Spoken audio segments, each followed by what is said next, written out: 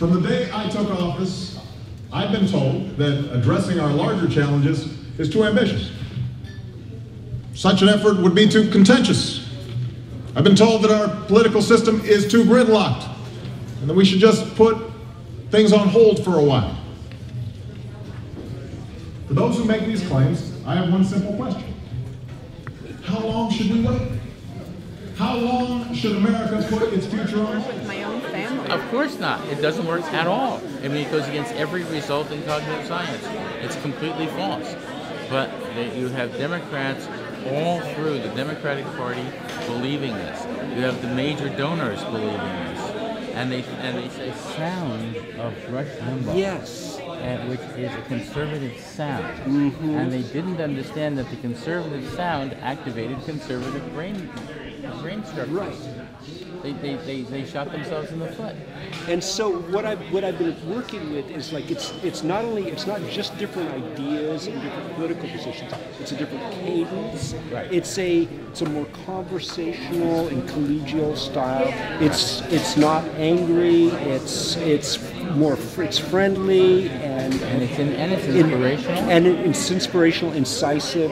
And so for me, it's like a weekly experiment. It's like giving people a taste of this is what progressive talk radio is. The responses in this very small market, people, they love it.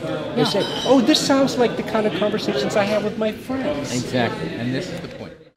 You know, you got it exactly right.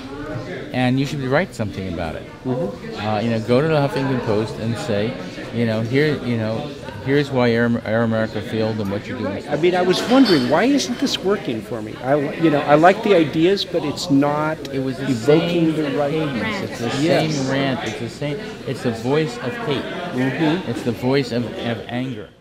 This is the piece, I'll give you an extra copy. This was in yesterday's paper. I was on the panel with Jared and Lenny Goldberg, and a lot of it was about taxes, and then the, quote, Lakoff initiative, unquote, comes up in the piece, and there's a discourse. I would like to Jerry see that. Brown's position came up in the piece. So. Okay, great. I'd like to take a look at this. Seriously, if there's any way that I can be part of the Speakers Bureau, and if there are specific constituencies that I can address. There certainly are, but you know what? First of all, actually sign up and say you want to be on the Speakers Bureau. I'm George Lakoff. I'm speaking for the California Democracy Act, and if you want to find out about it, go to www.californiansfordemocracy.com. And let me tell you briefly what it's about. The crisis in California right now is not due to any lack of money in California. California is the world's 7th largest economy. There's lots of money here. And it's clear where it is. We know that the top 1% of Californians own more assets than the bottom 95%. The money flows to the top, both in terms of individuals and corporations. So there's plenty of money in California, and that's not what the crisis is about. The crisis is about something that most Californians are not aware of. Right now, there is a majority in the state Senate and the state Assembly of about 63% Democrats who are perfectly sane, who are responsible, financially responsible, who want to do the right thing. And there are about 37% of not just Republicans, but ultra-right Republicans who have taken an oath to not allow any revenue to be raised. That is, to cut out all revenue, whether it's taxes or fees or anything else, from going into serving the needs of the public. And there's a reason for that. They believe that that government should not serve the needs of the public. That's not what government is about.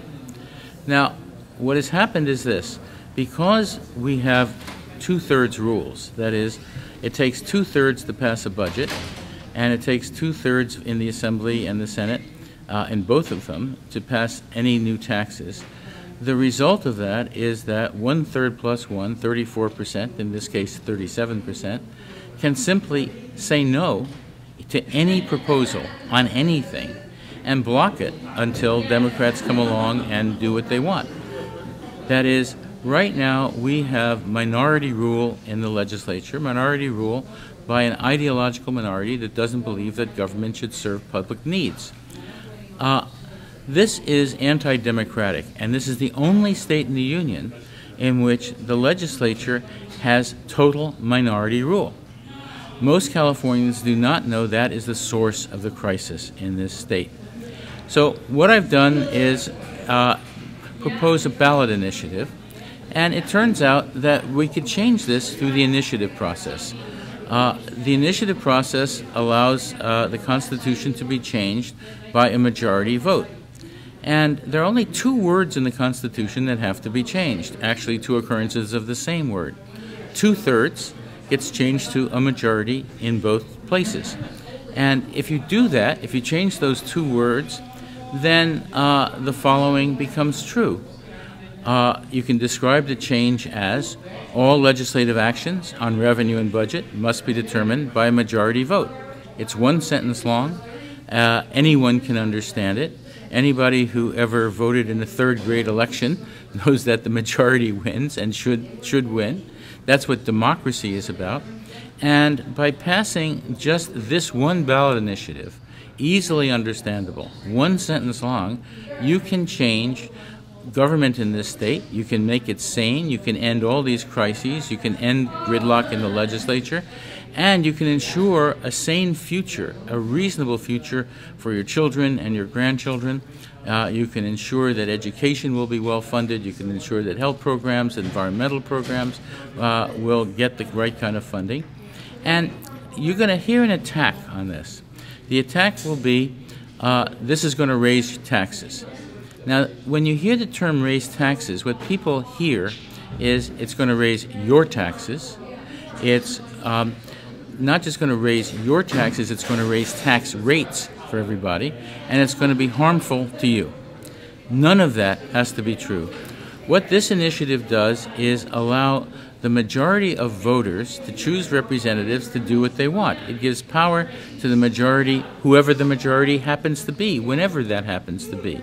It gives you a voice. Now, if you think that you're already paying fair taxes, you'll tell your representatives, and what they'll do is raise revenue in another way. Revenue can be raised in many ways. For example, you can get oil companies to pay for the oil they take out of the ground. There's a thing called an oil severance tax. In Alaska, they pay 25%. In Texas, it's 10%. In California, 0%. You can raise, billions of dollars just by having oil companies pay for their oil. There are huge, tens of billions of dollars of tax loopholes for corporations that can be filled. You don't have to raise the taxes on any individuals to plug tax loopholes. You don't have to raise any tax rates even to do that. You can raise tens of billions that way. There are all kinds of ways to raise revenue in this state, and it does not require any unfair taxation. In fact, what happens is that if you, the majority, come to rule instead of having minority rule, you can guarantee a fair tax system, a fair revenue system, fair fees, simply by electing the people you already elect. You already elect 63% of perfectly sane, reasonable people in the state. All you need to do is sign a petition to get this on the ballot, vote for it when it comes up at election time. 1 signature and 1 vote can bring democracy to the state and change our future. Thank you. Is there a website to go to, George? There is a website, www.californiansfordemocracy.com.